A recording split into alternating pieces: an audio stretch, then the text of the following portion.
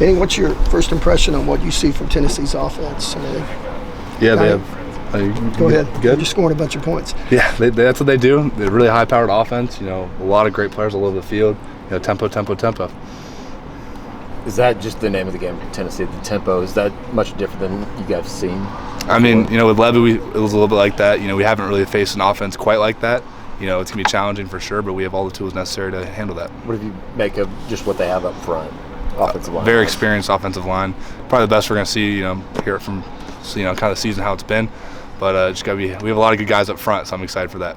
How beneficial do you think it is for you guys that the last 2 seasons you've gone up and practiced against Jeff Levy's offense, and him and Heupel have a similar system? Yeah, I mean, it doesn't hurt at all. You're gonna have to try and kind of make that environment in practice. You got to practice fast, go through as many plays as you can. Cutouts gonna be in the game, and so we're really just trying to kind of simulate that.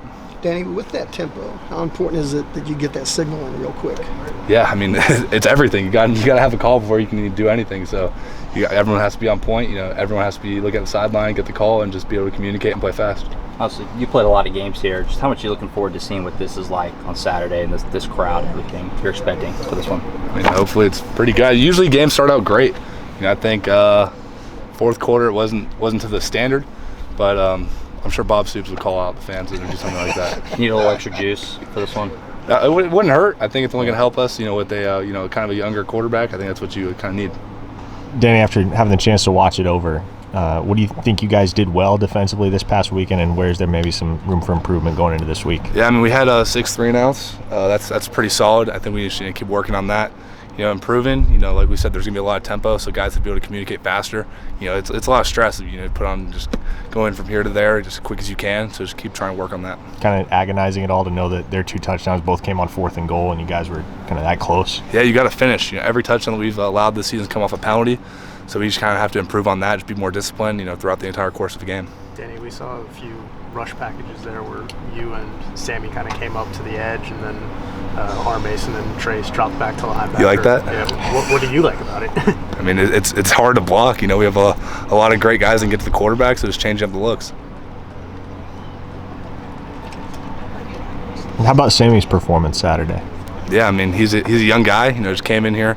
This is 2nd year. It's hard. It's hard to come in and just be able to respond. I was in that situation myself, 2 years ago, and I think he did a phenomenal job just responding. Just being ready. His number was called, and he did a great job. Coach Venables obviously talks quite a bit about competitive depth. Does his play on Saturday kind of underscore that? You got Dolby out, but then here he comes having a really strong day. I mean, we've talked about it the entire time, competitive depth, next man up. Sammy had his number called. He responded. There's times in the games where he made mistakes, but as a young guy, it's going to happen. And then he just kept moving, short-term mindset, and then it's right on the next play. I know last season the sack numbers might not have been there at times for you guys, but how beneficial is it to have guys like R. Mason and Grayson kind of get off to the start they've got to this year? I mean, it's huge. I'm not going to sit here and say it doesn't change the game, but when there's big moments, then R. Mason makes those plays, that's what wins you a game. Danny, as someone who seems to kind of really have embraced the history of OU football, what do you know about Josh Heupel and, that 2000 team? I mean, he played before I was born. I know he was a great quarterback. Obviously, he brought the last national championship here. He's a great coach. A lot of history has come through from him, and just great credit for what he's done. I don't really think too much into that. Danny, can it be an advantage that you guys practiced for 2 years against Jeff Levy's offense when Josh Heupel runs a similar offense? They all kind of came from that Bryles tree. I don't think it hurts. I think those 2 years, not everyone's been here. We've had a lot of turnover. A guy like Dom Atwood didn't practice with Levy, so we have to kind of create that environment, that pressure that tempo brings. Do you, when you face a team that they know that you kind of get the gist of their offense, do you generally see guys like trying to break tendencies and stuff like that more often than you would otherwise? I mean, I don't know how their offense goes. We've kind of seen that in the past 3 games that we've seen. I'm assuming that's probably going to have a similar mindset there, so we just have to be ready for everything. Somehow, if you can make them one-dimensional, shut down their run game or whatever, how much is that going to help you in this game?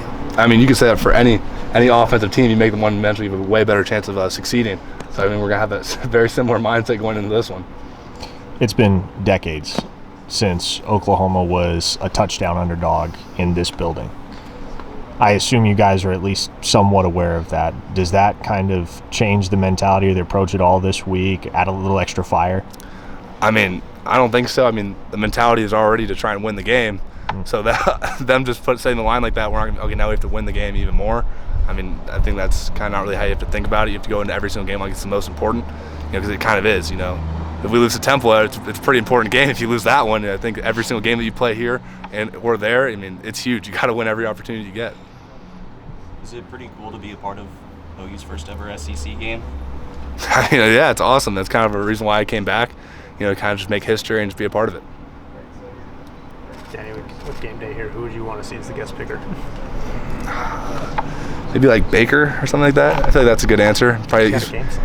I mean, you can make it work. Maybe they should do like the Boz or something like that. I mean, I think I know what team you'd say, but yeah, the Boz would be pretty cool. Good answer. How about what do you have? I was going to do it myself. I put myself. Let's be realistic. Let's be realistic. Yeah, Baker's not bad, but yeah, Boz would be good. Give me Blake Griffin. Blake Griffin wouldn't be bad. Sam Bradford wouldn't be bad. That's a good one. Any kind of non-biased? Well, non-OU guys. Mm-hmm. I don't know. Maybe Ryan Walters, the Secretary of Education. I like that. That's a good one. It'd be interesting. That's a good one. I think that'd definitely be interesting. That sounds good. Maybe get Mike Hawk out there. That'd be cool too. That's my vote. Lana Del Rey? Yeah, sure. She can sing. All right, we good? Yeah. Perfect. I can sing. All right.